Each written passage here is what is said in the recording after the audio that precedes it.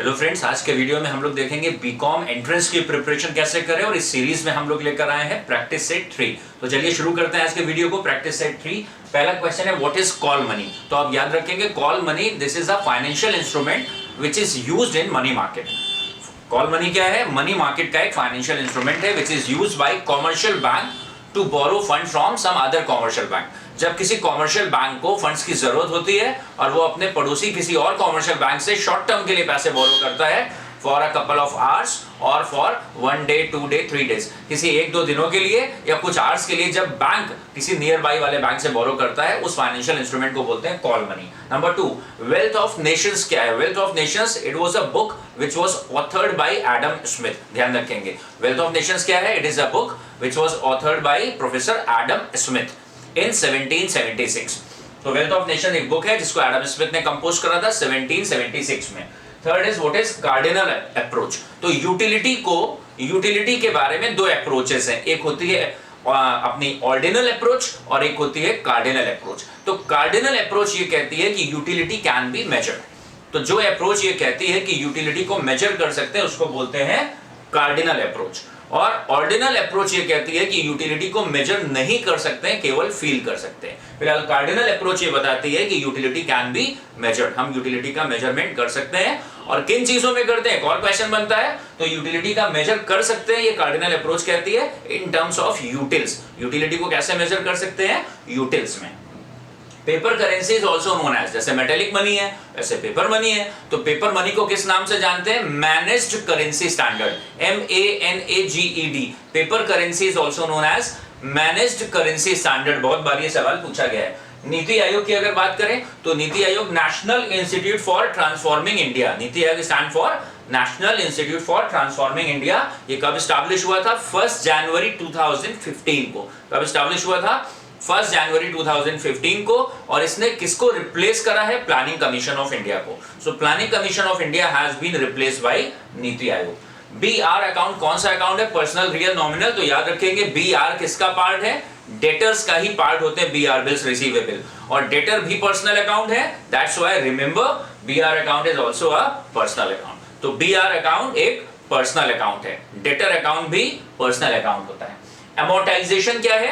Amortization it is a process of writing of intangible asset. Fixed tangible asset, building, plan, machinery, इन सबको write of करने की process को depreciation बोलते हैं। लेकिन fix intangible asset, goodwill, patent, copyright, trademark, इनको राइट ऑफ करने की प्रोसेस को बोलते हैं amortization। Amortization it is a process of writing of fixed intangible assets.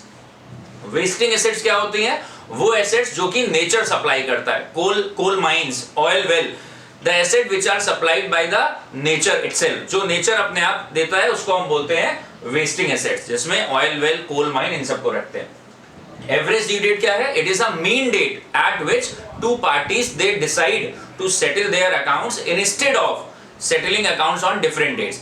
ए और बी के बीच में लगातार ट्रांजैक्शन हो रहा है, ए लगातार गुड सेल कर रहा है बी को अलग अलग डेट पर, और इसका मतलब ए को कई बार बी से पैसा लेना है। ए ने कई बार सेल करा गुड्स अलग अलग टाइम के लिए, इसका मतलब ए को कई बार बी से पैसा रिकवर करना है। लेकिन ए और बी आपस में बैठ गए और उन्होंने डिसाइड करा कि इतनी बार पेमेंट का चक्कर नहीं रखते हैं, एक बार बीच में कोई डेट डिसाइड कर लेते हैं, उस पर पूरा अकाउंट क्लोज कर देंगे। So average due date is a mean date, mean arithmetic mean. Average due date is a mean date at which two parties they decide to settle their accounts instead of settling accounts on various dates। अलग अलग dates पर accounts हिसाब किताब को settle ना करके एक date पर अकाउंट सेटल करने की जब बात करते हैं that is called average due date. Now credit purchase of asset will be recorded in, उधार पे अगर एसेट खरीदी है तो कहां रिकॉर्ड करेंगे? इसका एग्जैक्ट आंसर होगा जर्नल प्रॉपर। Journal proper. अब जर्नल प्रॉपर क्या होता है ये भी बता देते हैं। एक छोटा बिजनेसमैन होता है, ही रिकॉर्ड्स एवरीथिंग इन जर्नल। एक छोटा बिजनेसमैन सब कुछ एक कॉपी में लिखेगा जर्नल में।